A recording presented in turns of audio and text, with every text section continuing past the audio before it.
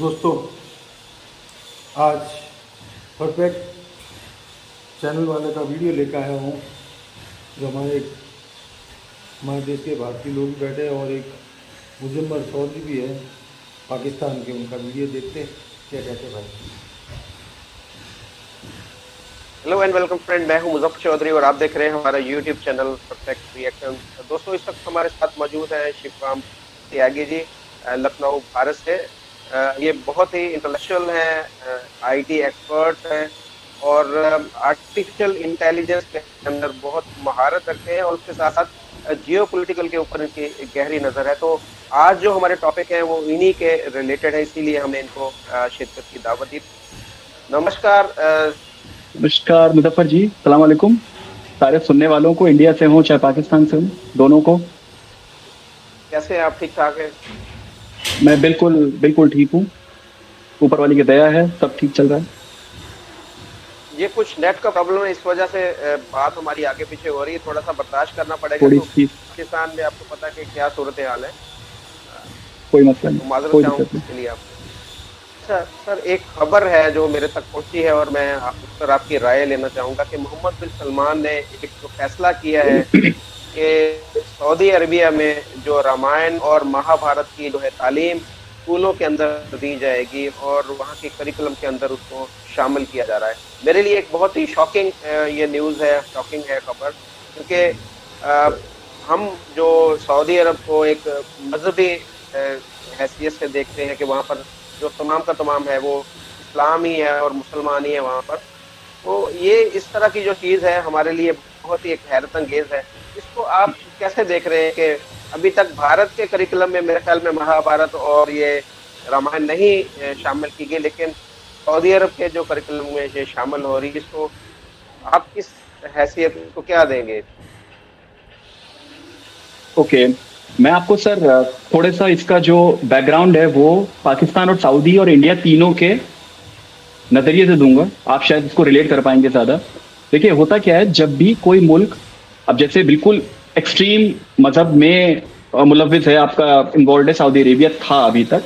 मोहम्मद बिन सलमान आए जब से, तो उन्होंने बहुत सारी चीजें ओपन करी हैं। उन्होंने जो सोसाइटी माशरा है आपका काफी खोला है उन्होंने। अब चाहे वो वुमेन राइट्स को लेके हो, चाहे एजुकेशन को लेके हो, चाहे ड्राइविंग को लेके हो, चाहे इलेक्शंस को लेके हो, चाहे वोटिंग को लेके हो, चाहे करिकुलम को लेके, सिलेबस को लेके हो। तो होता पता है क्या है, जब आप कोई भी किताब पढ़ते हैं तो आपको सबसे पहली चीज, जो आपके यहाँ जो मुतालिया पाकिस्तान पढ़ाते हैं, उसमें कभी भी मुझे नहीं लगता कि कोई भी और रिलीजन के बारे में, कोई भी धर्म के बारे में और पढ़ाते हैं। वो नहीं पढ़ाते हैं। तो बच्चों को, मेरी कितनी बार पाकिस्तान में जब बात होती है, तो वो पता है क्या, उनको ये तक नहीं पता होता कि दूसरा कोई रिलीजन एग्जिस्ट भी करता है दुनिया में, है भी कि नहीं। बहुत उनको हिंदू गलत है, हिंदुस्तान गलत है, इतना, इसके अलावा उनको कुछ नहीं पता। उनको ये नहीं पता कि भाई पारसी कौन होते हैं, जैन कौन होते हैं, बुद्धिस्ट कौन होते हैं, कुछ नहीं पता। मेरा ऐसा मानना है, अब मुझे कुरान के बारे में पता है, मुझे कुरान शरीफ के बारे में पता है, मुझे भगवत गीता के बारे में पता है, बाइबल के बारे में पता है, क्योंकि हमारे यहाँ सिलेबस में नहीं है वो। लेकिन जो कल्चर है उसमें वो बहुत घुला हुआ है वो। आप समझे कि सारे धर्मों की, सारे रिलीजन्स की आप बराबर से इज्जत करो। कभी आपने दुनिया में, कभी इंडिया में सुना है कि कुरान की बेहुरमती हुई हो? कभी कोई मस्जिद पर अटैक हुआ इंडिया में? कभी नहीं सुना होगा, तो आगे सुनेंगे भी नहीं आप। जामा मस्जिद के बाहर जो पुलिस वाले गार्ड खड़े होते हैं, वो ज्यादातर हिंदू और सिख होते हैं। अंदर नमाज कौन पढ़ रहा होता है? मुस्लिम पढ़ रहा होता है। इसको रिलीजियस को एग्जिस्टेंस कहते हैं कि सब धर्म मिलकर रह सकते हैं। इसमें हम मिसाल दे चुके इस चीज को। हाँ, मुझे पता है 142 करोड़ पॉपुलेशन में कहीं ना कहीं एक दो छुटपुट घटनाएं होती हैं, खटपट होती रहती है सर, वो हर जगह होती है, वो चलती है, मुझे पता है। लेकिन बाय लार्ज बड़े स्तर पर देखें, बड़े उस पर पैमाने पे देखेंगे आप, तो बिल्कुल नॉर्मल चलता है। प्रेसिडेंट हमारे तीन मुस्लिम रह चुके हैं, अहमद आयतुल्लाह और हमारे फखरुद्दीन अली अहमद, एपीजे अब्दुल कलाम, और सबसे पहले या दूसरा आई थिंक आर्मी चीफ भी मुस्लिम थे वो। तो ऐसा हमारे ये मेरिट के बेस पर ही रिलीजन, मेरिट के बेस पर ही आप प्रमोशन होता है आपका। मेरा खुद का मैनेजर बिलाल, वो मुस्लिम है वो। तो हमारे ऐसा ये चीज होती नहीं है। सऊदी में ये चीज सीखने में थोड़ा सा टाइम लगा दिया कि सऊदी में देखिए हिंदूज भी जॉब करते हैं। यूएई में, दुबई में, सऊदी में, ओमान, मस्कट, कुवैत, हर जगह हिंदूज जॉब करते हैं, सिख करते हैं, क्रिश्चियंस करते हैं। वहां तो ये चीज नहीं होती कि भाई हम उसको जानते ही नहीं है, उस रिलीजन कौन सा है दूसरा कोई, हम बस इस्लाम के बारे में जानते हैं। ऐसा क्या होता है, आप अपनी जो सोच है या जो दायरा है उसको बहुत आप एक स्क्वीज कर लेते हो, सिकोड़ लेते हो। बहुत जरूरी है कि आपको दायरा, आप मानो कुछ भी, जो कुछ भी मत मानो, आप इस्लाम मानते हो मानो, लेकिन उसको अपने घर के अंदर तक महदूद रखो, रिस्ट्रिक्ट करो। जब आप वो चीज किसी पर इम्पोज करोगे, मुसल्लत करोगे, तो वहां दिक्कत होती है। वो दिक्कत इसलिए होती है क्योंकि आप दूसरे को जीने का हक नहीं दे रहे हो। मैंने ये तक मुझे पता है, सिंध में देखिए बर्तन वर्तन अलग रखते हैं हिंदूज के। चर्च भी आप गए थे, मुझे पता है, वहाँ फैसलाबाद में वो जड़वाला गए थे, मैंने वो भी आपका वीडियो देखा था। ये चीजें इसलिए होती हैं क्योंकि उनको दूसरे रिलीजन के बारे में पाकिस्तान पढ़ाया ही नहीं जाता है। जब पढ़ाया नहीं जाता तो इज्जत ही नहीं है उनको। सऊदी ने ये चीज पहले से उनको पता लग गया अभी कि भाई सिलेबस में हमें इस्लाम के बारे में पढ़ाओ, कुरान के बारे में पढ़ाओ, भगवत गीता के बारे में पढ़ाओ। किसी भी रिलीजियस बुक में गलत नहीं लिखा है, किसी में भी नहीं लिखा है, सब में मोहब्बत और प्यार का ही एक एक्सट्रैक्ट दिया हुआ है कहीं ना कहीं। लेकिन कौन उसको उस तरीके से निभाता है, कौन नहीं निभाता, वो तो इंसान के ऊपर है। हमारे कृष्ण जी बोलते थे कि भाई मैंने तुमको सारा ज्ञान दे दिया, कि तुम्हारे ऊपर तुम उसको अप्लाई करते हो कि नहीं करते हो। कितनी आसान बात है। मैं किसी को थोड़ी ना बोलूंगा भाई कृष्ण जी ने बोला तो तू ही ऐसा कर, मैं क्यों बोलूंगा किसी को। सऊदी ने इसलिए करिकुलम में डाला है, ये बहुत अच्छी चीज है।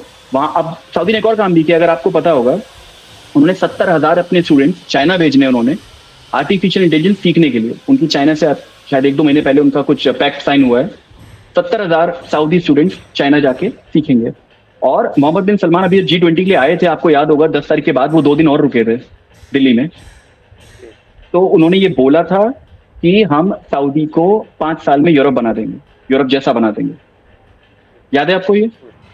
उन्होंने ये इसीलिए बोला था कि देखिए जो मजहबी वहां पे जो पिलग्रिमेज के लिए जाते हैं लोग, मक्का, मदीना और जद्दा, उनको आप सेपरेट करो, लेकिन बाकी को हम टूरिज्म के लिए खोलेंगे। हम भाई सिर्फ मुसलमान ही आ रहा है वहां पे घूमने घामने, तो ऐसे तो क्या होगा कि सऊदी 15, 16, 17 साल बाद शायद तेल खत्म हो जाएगा। आपको भी पता है, मुझे पता है, तेल खत्म हो जाएगा या गाड़ियां सारी की सारी इलेक्ट्रिक पे आ जाएंगी, बिजली पे चलेंगी, या ड्राइवरलेस कार्स होंगी, टेस्ला वेस्ला जितनी भी है। 15, 20 साल, 25 साल तेल कोई खरीदेगा ही नहीं। जब कोई तेल खरीदेगा नहीं, आपकी पूरी इकोनॉमी तेल पर ही निर्भर है, डिपेंडेंट है। जब कोई तेल खरीदेगा नहीं तो आपके पास बाहर से फॉरेन करेंसी आएगी नहीं। फॉरेन करेंसी नहीं आएगी, देश कैसे चलाएंगे आप? और कोविड में आपने देखा होगा कि जो तेल के रेट थे, क्रूड ऑयल के, काफी गिर गए थे। सऊदी को बहुत दिक्कत हुई थी इकोनॉमी में, तो उसको ही पता है ये, सऊदी को, यूएई को, दोनों को पता है ये चीज कि हमें कहीं ना कहीं अपने दरवाजे, अपने जो सिस्टम है, चाहे उस, अब ये सिस्टम सारा पढ़ाई से आता है, तालीम से आता है। ये 1 साल की बात नहीं है। हमें आजादी के बाद से बताया गया कि भाई सारे धर्म बराबर हैं, सबकी इज्जत करो। ठीक, आप मानो कुछ भी, सबकी इज्जत करो। कोई किसी पे हमें ये नहीं करना है उसको कन्वर्ट कर दो, इसको परेशान कर दो, इसको छीन लो, वो जमीन छीन लो किसी की। कभी नहीं, कभी नहीं होता। तो सऊदी ये काम अच्छा कर रहा है। आने वाले 10 से 15 साल में आप खुद देखना, एक साउथ यूएई तो देखिए, दुबई में आपको पता ही है, मल्टी कल्चर है सब, वहां पे सब कुछ खुला है, ओपन है। आपकी मर्जी है, आप उसको यूज करें ना करें, लेकिन अवेलेबल सबके लिए है। पाकिस्तान में तो ये है कि भाई कर दोगे तो मार देंगे, वो चक्कर है। अगर आप बोल देना कि आप भगवत गीता पढ़ते हो तो लोग आपकी लिंचिंग कर देंगे वहां पे। ये प्रॉब्लम है कि सही करें हम। ऐसा है, ये है सर सऊदी में। अब देखिए समझने में थोड़ा सा टाइम लगा दिया, लेकिन आने वाले 10 साल बाद जब उनकी नेक्स्ट जनरेशन आएगी, 15 साल बाद जो कॉलेज में जाएंगे, फिर उनके बच्चे होंगे, तो वो उनको पढ़ाएंगे। वो मेरे एक जानने वाले लाहौर में है, मैं उनका नाम नहीं बताऊंगा आपको, वो रेलवेज में है, वो अपने बच्चों को कुरान और भगवत गीता दोनों पढ़ाते हैं, और वो खुद यूएस से पढ़ के आए हैं। तो ये बहुत जरूरी है सर। पाकिस्तान 30 साल बाद समझेगा, तो सुनिए सर, 30 साल बाद वो पाकिस्तान समझेगा तो उतने साल आपके जाया होंगे। वो आप 10 साल बाद समझोगे, जाया होंगे वो। तो ये जो चीज 30 साल बाद करनी वो अभी कर लो। आप सब कुछ पढ़ाओ, सब कुछ समझाओ बच्चों को, भैया एक रिलीजन, हिंदुज्म भी है, सिख भी है, क्रिश्चियन भी है। बिल्कुल इसके बारे में बताना चाहिए। बल्कि एक मैं अभी यहाँ पर एक वीडियो छोटी सी है वो डालूंगा। तो पाकिस्तान के जो गिलगित बल्तिस्तान जो एक सूबा है, उसके अंदर चीफ सेक्रेटरी है गुलाम मोहिउद्दीन वानी। उन्होंने बोला है कि जी मैंने जो इंडिया का IIT का सेक्टर है, वहां से जो शशि थरूर हैं, आपके जो मिनिस्टर है मेरे ख्याल में, उनको फॉलो करके उसको जो फार्मूला है वो अडॉप्ट करके पाकिस्तान के अंदर उसका मॉडल एक लॉन्च किया है। वो इस तरह हुआ था कि मैं शशि थरूर को ट्विटर पे बहुत फॉलो करता हूँ। तो एक दिन मैंने देखा Shashi Tharoor was in IIT Madras. वहाँ पर वो कह रहा था मैं I am happy to be with 1400 graduates of a 6 month diploma course of data sciences, AI and blockchain. मैं कहा ये क्या है? हमने फिर बैठी टीम, रात को हमने पूरा प्रोग्राम उनका निकाला। हमने कहा ये तो बड़ा ज़बरदस्त। उन्होंने कंडेंस किया था 4 साल से उसको, और हाईली एम्प्लॉयबल था वो। तो हमने फिर मैं वो लेकर नीचे आया, लम्प्स पूछा, फास्ट पूछा, नस्ट किया, सबको कहा कि अगर मैं ये अडॉप्ट कर लूँ तो क्या आप इसको हमारे यहाँ एग्जीक्यूट कर देंगे। जब मुझे जनरली कंसेंट मिली, हमने उसको आउटसोर्स किया, कंपेटिटिव बिडिंग हुई, नस्ट जीत गया। अब वही कोर्स एग्जैक्टली कंडेंस्ड IIT का जो हमने अडॉप्ट किया है वो अब गिलगित और स्कर्दू में पिछले 4 महीने से स्टार्ट हुआ है। तो जरा थोड़ा सा हमें बताइएगा कि ये IIT के बारे में थोड़ा सा, और आर्टिफिशियल इंटेलिजेंस के बारे में जो वो बात कर रहे हैं इंडिया की, वो क्या चीज है क्या, और वो कह रहे हैं कि 4 साल का जो एक वो 6 माह के अंदर अपने स्टूडेंट को वो सिखा रहे हैं। जरा बताइएगा, हमारे पाकिस्तान में जो हमारे स्टूडेंट है, हो सकता है उनका कुछ फायदा हो जाए आपकी बात। जी सर, मैं खुद एक डेटा एनालिस्ट हूँ, तो मैं शायद इस बात का जवाब आपको बहुत आसानी से दे सकता हूँ। देखिए, आर्टिफिशियल इंटेलिजेंस क्या होता है, मैं आपको बता दूं कि कोई भी काम आप किसी मशीन से करवाओगे, मशीन को ये बता के कि इंसान होता तो कैसा करता, तो अगर मशीन वो काम कर रही है इंसान का, तो वो मशीन लर्निंग आर्टिफिशियल इंटेलिजेंस होता है। अब चाहे आप उसको हर चीज में इस्तेमाल कर सकते हैं, बिना ड्राइवर की कार से लेकर बिना बैरे का, बिना वेटर के आप रोबोट से आप खाना सर्व करा रहे हो रेस्टोरेंट में, वो सब आर्टिफिशियल इंटेलिजेंस का ही एक अलग अलग पहलू होते हैं उसके। अब देखिए, इसमें होता क्या है कि ये बहुत हाई एम्प्लॉयबिलिटी एक कोर्स होते हैं कि आप सीखो 6 महीने में तुरंत आपकी जॉब। आपको 4 साल की डिग्री नहीं करनी होती इसमें, लेकिन सीखने के लिए आपको एटलीस्ट इतना तो पता होना चाहिए कि भाई उसमें है क्या। पढ़ने के लिए आपको एक लेवल तो पहले पता होना चाहिए कि भाई कंप्यूटर्स में होता क्या है, प्रोग्रामिंग में होता क्या है, तभी तो आप वो कोर्स करोगे 6 महीने का। ऐसा नहीं होता कि भाई आप 12वीं आपने पढ़ी और आपने हिस्ट्री पढ़ रखी है पाकिस्तान की या इंडिया के, आप आर्टिफिशियल इंटेलिजेंस घुस गए, ऐसा नहीं होता। आपको टेक्नोलॉजी के बारे में थोड़ा सा पता होना चाहिए, बेसिक प्रोग्रामिंग आनी चाहिए, स्टैटिस्टिक्स आनी चाहिए थोड़ी सी। तो ये सब 4-5 चीजें हैं जो आनी चाहिए, जिसके बाद ही आप आर्टिफिशियल इंटेलिजेंस सीख सकते हो। गिलगित बल्टिस्तान में मैंने पढ़ा था, ये सुना भी है, आपकी जो यूनिवर्सिटी है इस्लामाबाद की, NUST, national university of science and technology, उनका करार हुआ है, उनका अग्रीमेंट हुआ है, और वो 4 साल का कोर्स 6 महीने में क्रैश कोर्स करवाएंगे, और आई थिंक 1000 बच्चे, 1000 स्टूडेंट्स आपके उस कोर्स को करेंगे गिलगित में। तो ये बहुत अच्छी बात है। मैं चाहूंगा कि भाई गिलगित से लेकर नीचे आप कराची, इस्लामाबाद से और नीचे पूरा लाहौर तक उसको ले जाओ। जी जी जी, बहुत बहुत अच्छी बात होगी। बट बहुत अच्छी बात तो है सर, बट बुरी बात ये कि 8.5 लाख लोग आपके अभी तक छोड़ के जा चुके हैं, और वो सारे वो नहीं है जो मदरसे में पढ़ते हैं, वो हैं जो आपके अच्छे कॉलेज स्कूल में तालीम लेके गए हैं यहाँ से, पंजाब यूनिवर्सिटी से, NUST से पढ़ के गए, डॉक्टर गए हैं यहाँ से पढ़ के। वो तो जो जिनको सीखना था वो असल में जा चुके हैं आपके यहाँ से। तो अब आपको एक नई नस्ल तैयार करनी पड़ेगी, जिनको बताना पड़ेगा भाई दुनिया उधर ही नहीं चलती, इधर भी चलती है। तो आपको पूरा नजरिया बदलना पड़ेगा। हिस्ट्री के पढ़ाइए सर, हिस्ट्री पढ़ाने में कोई दिक्कत नहीं है, इतिहास पढ़ाने में कोई दिक्कत नहीं है, पढ़ाना चाहिए। लेकिन उसके अलावा आप पैसा कहाँ से आएगा, रोटी कहाँ से आएगी? रोटी मैं अगर जिंदगी भर अकबर, बीरबल और अशोका के बारे में पढ़ता रहूंगा तो ऐसे काम नहीं चलेगा ना मेरा। मुझे आज के टाइम में टेक्नोलॉजी पढ़नी पड़ेगी मुझे। तो अब ये सऊदी जान चुका है, UAE जान चुका है, इंडिया को तो बहुत पहले से बात पता थी कि टेक्नोलॉजी के बिना हम नहीं जी सकते। हमें हर चीज में टेक्नोलॉजी चाहिए, चाहे वो फोन की हो, चाहे मैथमेटिक्स हो, चाहे दवाई मेडिसिन की हो, रोबोटिक्स की हो, हमें चाहिए, बहुत जरूरी है सबके लिए। इजराइल तो हमारा भी गुरु है सर, वो हमारे भी ऊपर है, वो इजराइल तो और आगे है। वो तो हर चीज की ज्यादातर जो टेक्नोलॉजी की शुरुआत होती है इजराइल से ही होती है। वो और मुश्किल से उनकी जो पॉपुलेशन 80 लाख है, 90 लाख है उनकी पॉपुलेशन। तो आप देखिए कितना उनका कंट्रोल है टेक्नोलॉजी पर, फोन की, सेमीकंडक्टर्स पर, चिप्स पर, कि बहुत कंट्रोल है उनका। चाइना का भी है, लेकिन चाइना ज्यादातर रिवर्स इंजीनियरिंग करता है। अब मैं आपको रिवर्स इंजीनियरिंग बताऊं कि एक तो होता है कि फोन को बनाना, बिल्कुल नए सिरे से बनाना, वो इंजीनियरिंग होती है। मेरे पास आपने टूटा हुआ फोन दे दिया किसी का, और मैं उसको तोड़ ताड़ के वापस रीअसेंबल कर रहा हूँ, रिवर्स इंजीनियरिंग होती है। एक मोटा माटी बता रहा हूँ आपको, चाइना वो करता है। चाइना की इनोवेशन कुछ नहीं है ज्यादा, तो इसलिए चाइना का देखिए माल आपको पता है, चले तो चांद तक, नहीं चले तो शाम तक। बिल्कुल सही कहा आपने। अच्छा, कुछ कोर्सेज ऐसे हैं जो हमें बताइएगा कि जो जरूरी है, जो हम पाकिस्तान के अंदर कहते हैं कि जी IT का बड़ा स्कोप है यहाँ पर, लेकिन पता किसी को नहीं है। मैंने कई जो यहाँ के स्टूडेंट्स हैं उनसे पूछने की कोशिश की है, उनसे जानने की कोशिश की, लेकिन यहाँ पर पता किसी को नहीं है कि डायरेक्शन सीधी क्या है। तो एक जैसे आप बात कर रहे हैं कि अगर किसी ने अगर फ्रीलांसिंग करनी हो तो उसके लिए कौन कौन से कोर्सेज होना जरूरी है? ठीक है सर, मैं आपको बताऊं, जैसे मिसाल के तौर पर आपको Amazon जो वेबसाइट है, ठीक है, Amazon का कोई आप प्रोडक्ट उठा लो, चाहे चश्मा उठा लो ये। अच्छा, चश्मा खरीदा आपने Amazon से, वेबसाइट से, उसमें नीचे रिव्यूज लिखे रहते हैं लोगों के कि चश्मा अच्छा है, बुरा है, ठीक ठाक है, वगैरह वगैरह। अब उनको रिव्यूज को उठा के आपने अपने सॉफ्टवेयर में ले जाना है, ठीक है। उस सॉफ्टवेयर में आपने, अब एक एक इंसान, उसमें 2 लाख रिव्यूज है, 2 लाख रिव्यूज इंसान तो नहीं पढ़ सकता ना, तो मेरा प्रोग्राम, मेरा सॉफ्टवेयर पढ़ेगा उस रिव्यू को। उन 2 लाख रिव्यूज को पढ़ा और एक अंदाजा लगाया कि वो रिव्यूज टोटल पॉजिटिव में जा रहे हैं, टोटल नेगेटिव में जा रहे हैं, या न्यूट्रल हैं, बीचों बीच है। उससे आपको अंदाजा लगेगा, उससे अमेज़न को अंदाजा लगेगा कि ये चश्मे की सेल आगे कितनी होगी फ्यूचर में। ये एक तरीका है, ये फ्रीलांसिंग में होता है, इसको वेब स्क्रैपिंग कहते हैं इंग्लिश में। और मुझे अगर पाकिस्तानी कोई सुन रहा है तो उसको बहुत अच्छा लगेगा सुन के, वेब स्क्रैपिंग कहलाता है। ट्विटर पर अगर आप कोई रिव्यूज है, इंसान कितने पढ़ लेगा? 1, 2, 5, 10, 15, 20, 2 लाख 5 लाख रिव्यूज कौन पढ़ेगा? ट्वीट्स कौन पढ़ेगा? लेकिन आप वो प्रोग्राम में डालोगे स्क्रैपिंग के थ्रू, तो वो प्रोग्राम उसको डिकोड करता है और एक अंदाजा लगाता है कि कौन से देश में कौन सी पार्टी जीतने वाली है। तो जो अमेरिका में, अगर आपको याद हो, इलेक्शन हुए तो 2016 में ट्रंप जीता था। ट्रंप के जीतने में इलेक्शन रिग थे, वो रशियन रिग कराए हुए थे।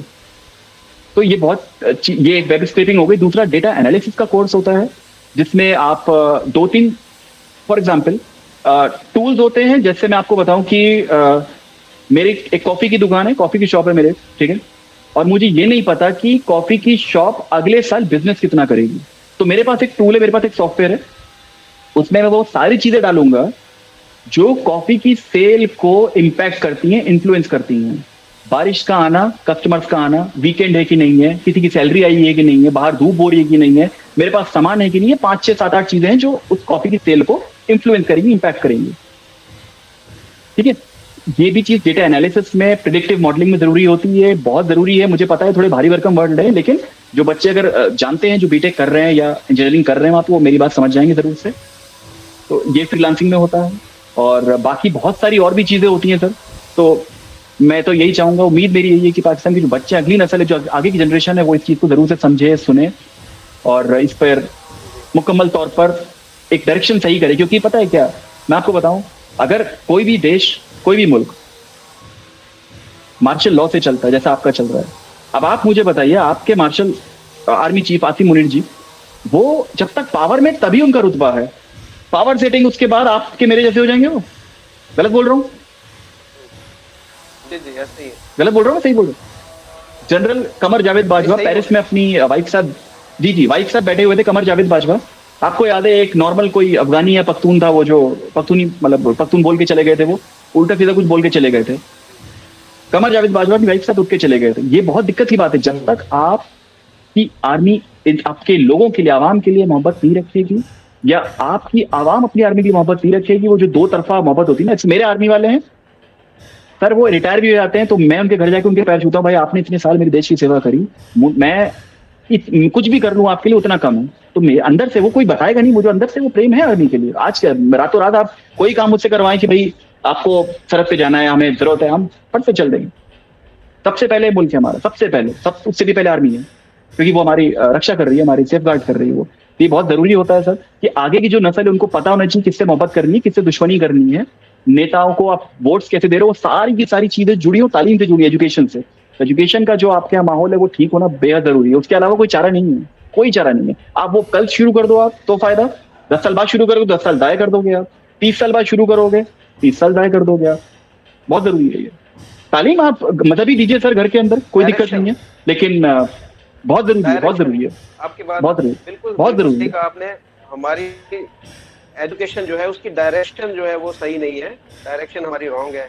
इसके अंदर अभी भी वो जो काफी सारी चेंजिंग होने वाली, जैसा कि आपने बोला कि हिस्ट्री को हमें पढ़ाया जा रहा है, एंड तक पढ़ाया जा रहा है, वो भी रॉन्ग हिस्ट्री पढ़ाई जा रही है कि जी हमारी इंडिया के साथ जंगें हुई हैं, इंडिया हमारा दुश्मन है, इंडिया ने कश्मीर के ऊपर कब्जा किया। ये सारी चीजें, इनका बताने का फायदा क्या है? अब ये देखें, और वो भी गलत चीजें, कोई फायदा माइंड, जी बिल्कुल कोई फायदा नहीं है सर। आप मुझे बताएं, आपके यहाँ के जो,